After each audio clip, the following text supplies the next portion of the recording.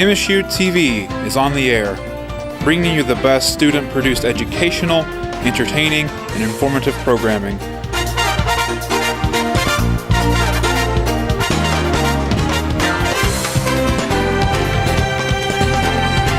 Broadcasting out of Breckenridge Hall on the campus of Morehead State University, MSU TV is signing on.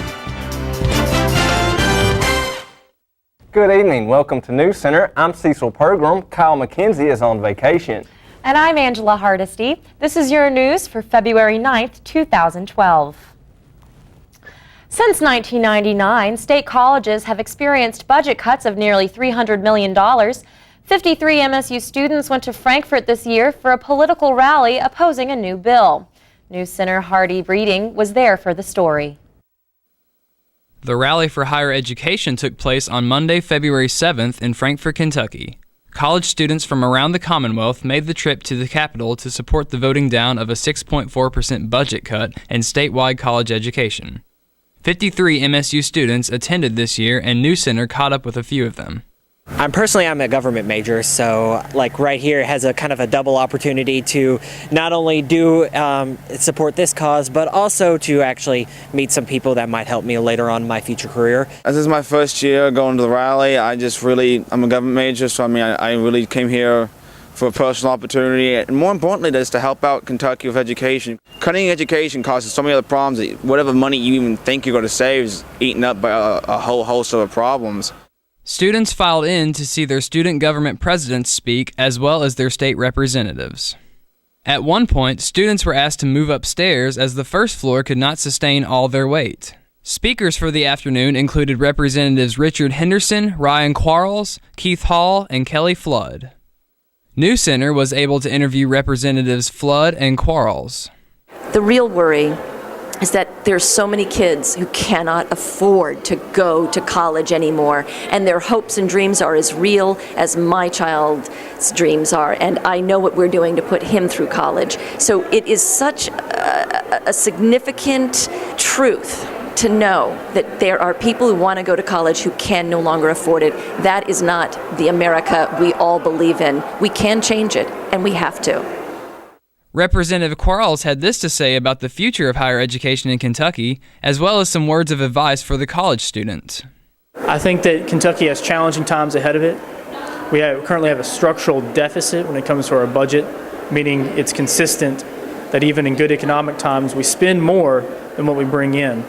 A word of caution that there are a lot of groups, there's a lot of people out there hurting in Kentucky, and it's tough. There's not enough pie to go around. I would encourage anyone who's involved in higher education to continue to be vigilant, contact their state legislator, and have their voices heard in Frankfort. From Frankfort, Kentucky, reporting for NewsCenter, this is Hardy Breeding. For more information, visit www.lrc.gov. Email your local rep or set up a visit. NewsCenter recently took a look at the faculty art exhibit currently being showcased in Claypool Young Art Gallery. Haley Murphy has more on the story. The faculty art exhibition is currently on display at the Claypool Young Art Gallery. The exhibition features work by faculty members throughout the department. Jennifer Rice is the art gallery director. She explains the reasoning for the exhibition. As students, you get kind of lectured all the time about what is, appropriate, artwork or a level of skill or a level of presentation. So a faculty exhibition is a great opportunity for professors to actually display what, in their mind, in their construction, what is professional. The gallery features a broad range of faculty-produced art, including paintings, sculptures, pottery, and installations. The exhibit will continue until 5 p.m. on February 22nd, when the closing reception will be held. Reporting for NewsCenter, this is Haley Murphy. We'll be right back after the break with our student government president and vice president on NewsCenter Notices. Stay tuned. when you got some homework and you need a place to go. When you're working on a project and your computer is slow, there's a little place on campus that I think that you should know about. The first story of the library is what I'm talking about. Walk past Java City and then you will see the new commons area is where you should be. They got computers and printers, couches, tables and more. It's the perfect place to go for study time galore. The Morehead State University Space Science Center has been established to provide a research and educational facility with state-of-the-art laboratories for undergraduate students in space science. The Star Theater located inside functions as a classroom and public entertainment room featuring laser light shows and 3D movies. To contact the Space Science Center, call 606-783-2381. For events in the Star Theater, call 606-783-9593. Please don't throw that trash on the ground. I know someone is watching you now. Recycle man, recycle man. Please take care of all your waste in a responsible way. Recycle.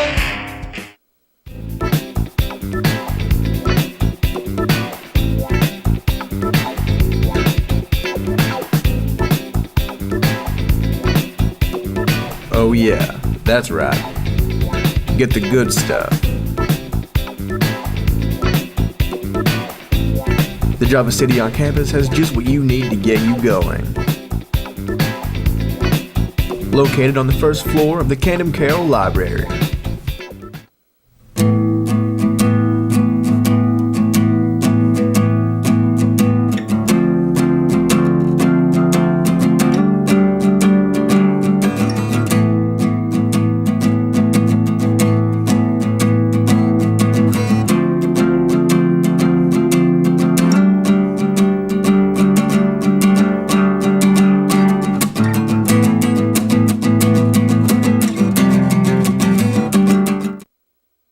And welcome back to NewsCenter. Today on NewsCenter Notices, we have President of SGA, Glenn Means, in the studio with us. Lindsay Atkins couldn't be with us today because she was held up in a meeting. Hi, Glenn. Thank you so much for coming on the show today. Thank you for having me. Well, this week, SGA and 53 MSU students went to Frankfurt for the Rally for Higher Education. How did that go? Well, I tell you, the Rally for Higher Education, this was probably the biggest turnout since its beginnings. We had over 700 students there from across the Commonwealth of Kentucky, and Morehead State happened to be one of those schools that got to be represented there as well. It was a great experience, and not only was it an experience for us to rally about higher education and its importance, but we also got to lobby and visit with different senators and representatives.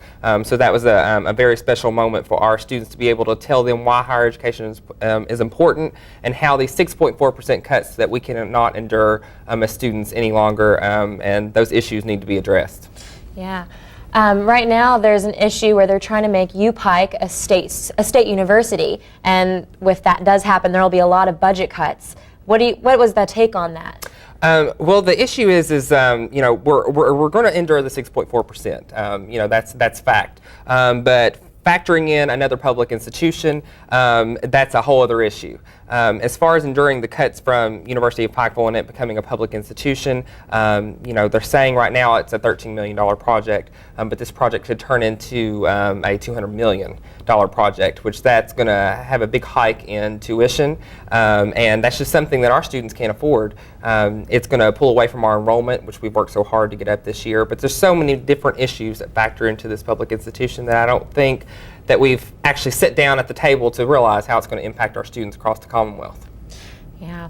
How is SGA addressing these issues in your meetings? You know, we had a meeting with Dr. Andrews, President Andrews. He came to us and kind of expressed what the UPike issue is about. So we want to educate our students to make them aware that we can't wait until this realization occurs and our tuition, you know, rises. We have to take a proactive issue on how to address this issue and take a stand on it. This week, our Student Government Association is going to write a resolution and take a stance on the University of Pikeville issue as is our Faculty and Staff Senate as well, and we're going to gather all these resolutions together and present them to our state government to show this is where we stand on the University of Pikeville issue. So I think that's a proactive step for us and something that we need to take, and glad that we're able to participate as students in that issue. What do you think SGA and most of our students' biggest fear about maybe program cuts if that does become a reality? I think the biggest fear for students is, like I said, that we have many organizations here on campus. Student life will definitely have to endure some of those cuts, and people are going to have to make sacrifices. And not only we have some great employment opportunities here, so that's something I think students are worried about is if we're going to endure these cuts, where are the cuts going to be? Is the major issue, and I'd hate to see our students have to suffer in that way. I agree. We've had such amazing improvements on campus with the recreation center and other improvements in programs, and I would be afraid to see that not going so further than that. But thank you so much for being on the show. That's about all the time we have for NewsCenter Notices. Yeah, well, thank you. And we'll be right back with a look at your weather with Haley Murphy, and then Shelby Steele with Eagle Athletics.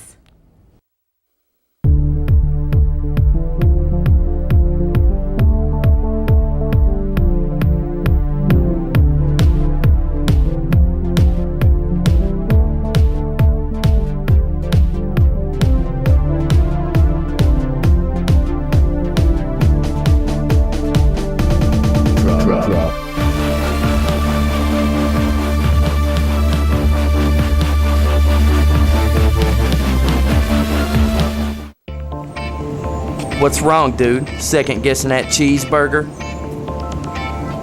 Maybe you should take another look at that before you eat it. Don't eat me!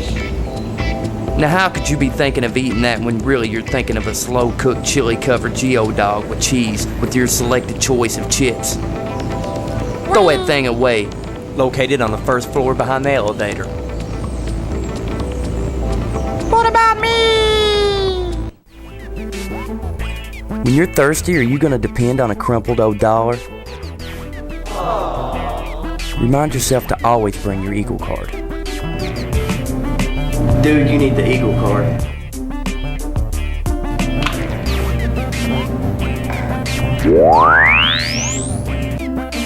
Always keep beaker bucks loaded onto your Eagle card just in case. It's the fastest way to make all of your on-campus purchases.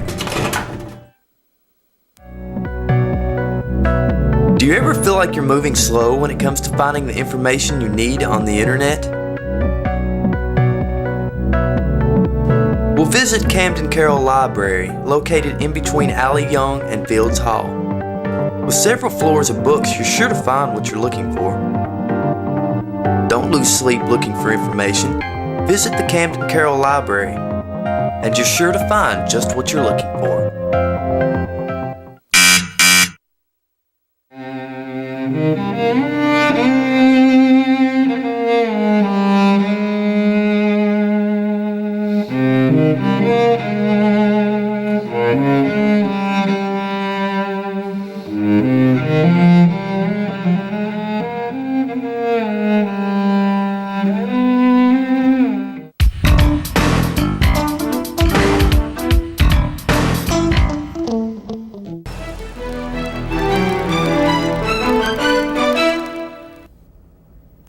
Welcome back to NewsCenter. I'm Haley Murphy with a look at your weather. Right now, as you can see, the current temperature is around 31 degrees, partly cloudy with a chance of flurries later on this evening.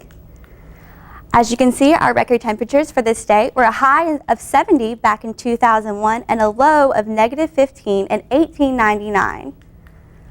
Temperatures across the Commonwealth today, down in Bowling Green around 48 degrees, one of the warmer places. Up in Louisville around 37 degrees, in our state capital around 36, 33 in Covington, 34 in Ashland, 36 down in Jackson, 35 in London, and 34 in the Lexington area.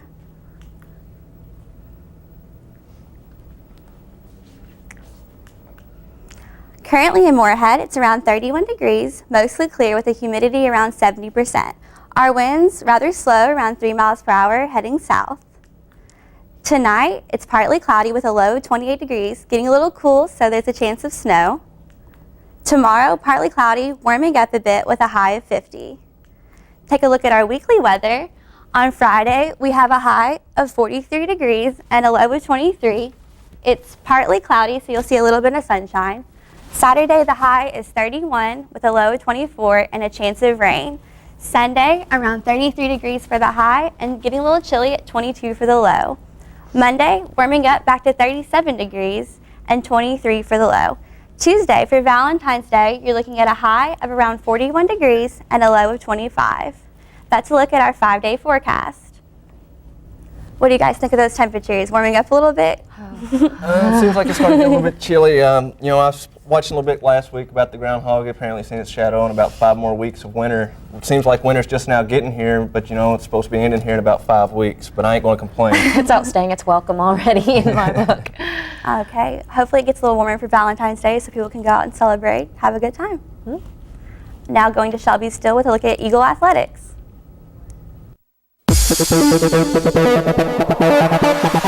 Your home for the Morehead State Eagles, this is NewsCenter Sports. Last night at Johnson Arena, the men's basketball Eagles attempted to pick up their 7th straight win. Unfortunately, the Eagles were bested by Jacksonville State at 69-55 loss. Sophomore Drew Kelly led Morehead State with 14 points and also pulled down 5 rebounds and 3 steals. The loss puts the Eagles at 13-13 on the season with a record of 6-6 in OVC play. Next up for the men's basketball Eagles is a 3-game road trip starting Saturday with OVC rival Eastern Kentucky University. The Morehead Rifle team finished 4th at the 2012 Ohio Valley Conference Rifle Championships on Sunday. The Rifle Eagles placed 4th after finishing a total score of 4,543. But it wasn't enough to stop Jacksonville State from claiming their 6th OVC championship. Morehead State's Ethan Cole was named co-freshman of the year and to the second team in conference at small bore and newcomer teams. The Rifle teams will head to Lexington on February 18th and 19th to compete in the NCAA sectional qualifier. The Morehead State men's tennis team achieved their 3rd straight victory in 3 days on Monday. The series of wins began for the Eagles on Saturday when they defeated University of Pikeville 7-0. The Eagles kept the momentum going on Sunday when they defeated Bellarmine 6-1. Then finally on Monday, the Tennis Eagles defeated University of Charleston 7-0. The string of victories has increased the Eagles' record to 4-3 this season. The next match is scheduled for Wednesday, February 15th against Lindsey Wilson College. It's time for NewsCenter's world-famous sports trivia.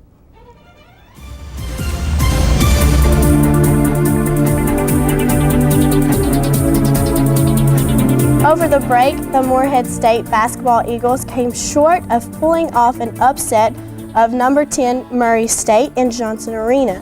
Before that, who was the last top 10 ranked opponent to visit Johnson Arena? A. Louisville, B. Eastern Kentucky, C. Western Kentucky, or D. Marshall? Guys, what do you think? I'm gonna have to say Louisville for that. I'm going to go with C and say it's Western Kentucky. Yeah, that. Okay, Cecil, you were right. It was Western Kentucky. The Hilltoppers were ranked number 9 in the nation when they visited the Eagles in February of 1971. Western made it to the Final Four that season before losing to Villanova in the national semifinal game. Later on, though, Western's Final Four was vacated due to an NCAA investigation that determined leading scorer Jim McDaniels signed a professional contract and accepted money during the season. We'll be right back after a sports calendar.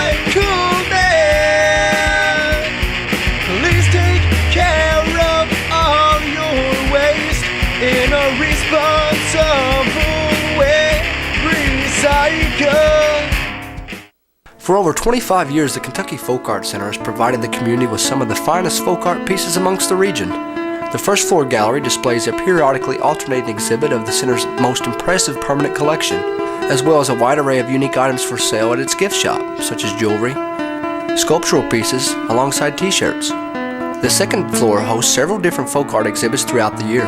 Visit the Kentucky Folk Art Center Monday through Saturday from 9 to 5, located at 102 West 1st Street in Moorhead, Kentucky.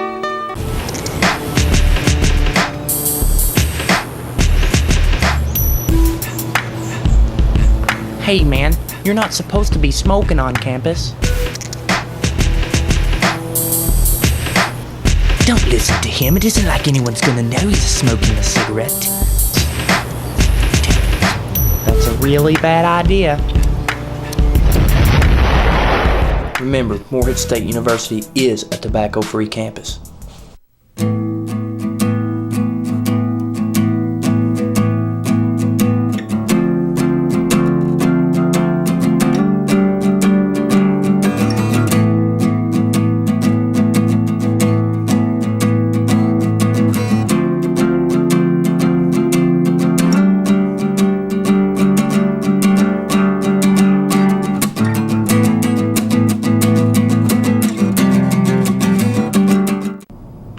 Wonder if no packages come in. Sweet, it has. How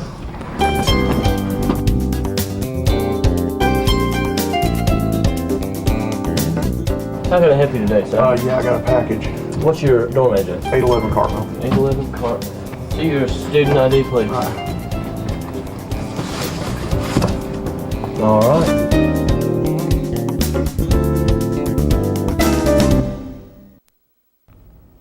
Plans to purchase a local warehouse and convert it into the new Crosspoint Church have stopped due to a legal technicality. Crosspoint must now receive approval from the owner of the automotive trim factory next door, known as SRG Global. The company's approval required by a series of protective covenants established in 1994 for the 55-area suite initially called the Moorhead-Rowan County Industrial Park.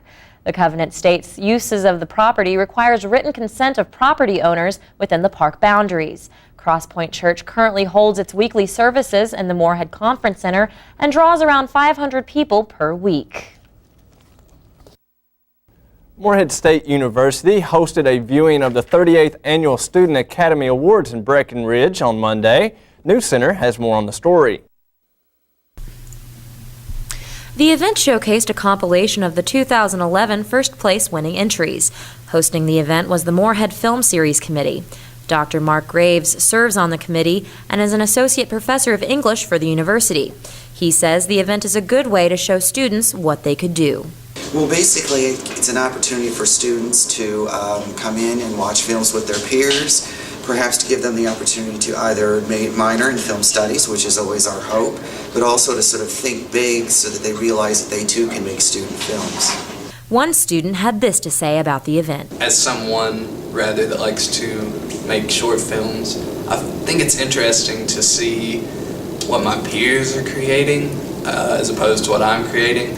It's vastly different, and it really it's weird because it makes me realize there's such a broad audience out there for so many different types of things, and I guess in a way it kind of gives me hope, but at the same time it also makes me sad because I know I'm never going to make any money, but yeah. MSU's space science program is moving up in recognition with the completion of a new satellite, which they took the lead in developing. NewsCenter's Derek Gramke gives us a closer look. On January 6th, Moorhead State's Space Science program delivered a finished satellite to NASA's launch services, called the Cosmic X-ray Background Satellite, or CXBN for short. CXBN is a 2U nanosatellite in a CubeSat form factor, and it is designed to measure the X-ray background of galaxies and stars that are existing outside our solar system in our galaxy. Its purpose is to measure that background so that we can subtract it from active measurements of actual galactic cores. What it allows you to do is measure active regions and get a better measurement. If you think of it as measuring a temperature, you need to have a zero or freezing point of water per se of what the background level is. And once you have that background level, you can then take a more precise measurement of the more increased temperature regions, you could say. The project was issued to MSU and marks a significant milestone, as Assistant Professor and Systems Engineer Kevin Brown explains. What had happened was we submitted a proposal to NASA about entire 1 year in advance to get selected for flight. And from then they just called us up one day and said, you win. And then from there we quickly started throwing everything together, trying to get students in, get the students trained, and it took about 6 months to get all the students trained, and then another 6 months of really heavy work to get it delivered. The university, it's very significant in that it's showing that we have developed a good program to bring people straight off the street, teach them electronics, teach them how to manufacture electronics and test the electronics, and then on top of that, it gave us national exposure.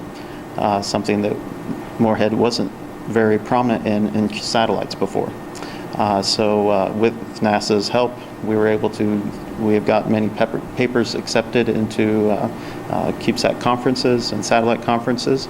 So it's another avenue of research that's coming forward.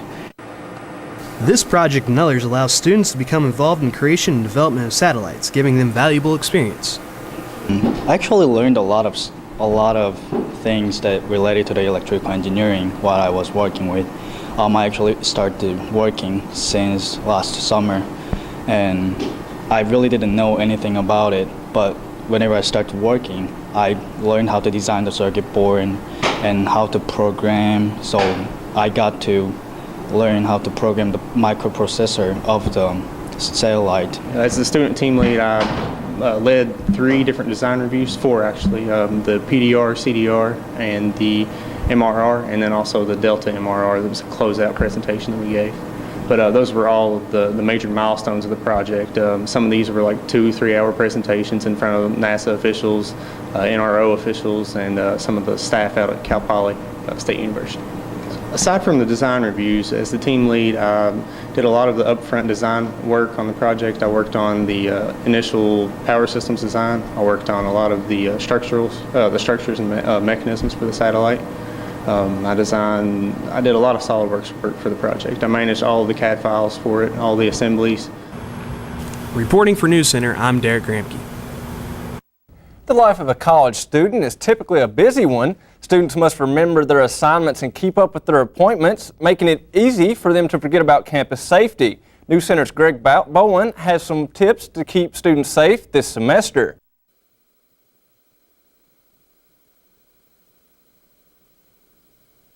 Safety is probably not the thing on a student's mind while walking to class. However, knowing the proper safety precautions can be beneficial. NewsCenter spoke with MSU Chief of Police Matt Sparks about safety tips students should be aware of. One thing that I always talk to students about anytime I have an opportunity to talk to students is not letting people piggyback into your residence hall. You know, you go in, you swipe your card, there's 4 or 5 people coming in behind you, or somebody hollers, hey man, hold the door, hold the door. Unless they know without a doubt that person belongs there. NewsCenter also spoke with MSU student Trish Sharp about some precautions she takes on campus. I always lock my door in my dorm. I always make sure that if anything is going on, that I report it to an RA. And I always go and get my laundry before anyone else has a chance to swap it. Even though I don't really think that anyone would swap my laundry. It has happened to a few friends on campus, so. One issue on campus is vehicles failing to properly yield at crosswalks for walking pedestrians. Whenever I'm walking across the crosswalks, it's kind of scary because you never know if someone is going to actually stop or they're going to do a rolling stop and they just pretend not to see you. Sparks says it's up to the walkers to be sure before crossing and knowing what's happening in your surroundings. Reporting from NewsCenter, I'm Greg Bowen. On behalf of Haley Murphy and Shelby Steele, For NewsCenter Sports and the rest of the NewsCenter team, I'm Cecil Pergrum. And I'm Angela Hardesty. Have a great evening.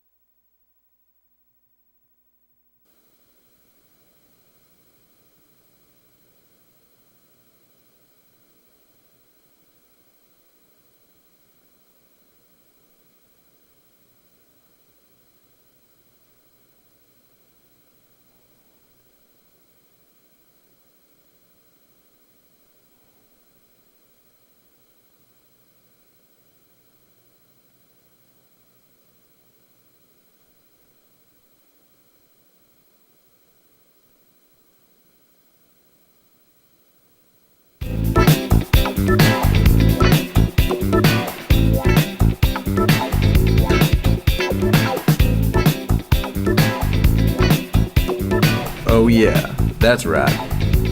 Get the good stuff. The Java City on campus has just what you need to get you going. Located on the first floor of the Camden Carroll Library.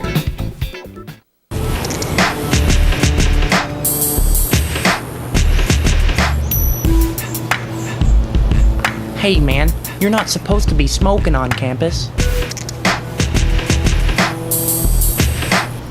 Don't listen to him. It isn't like anyone's gonna know he's smoking a cigarette. That's a really bad idea. Remember, Morehead State University is a tobacco-free campus.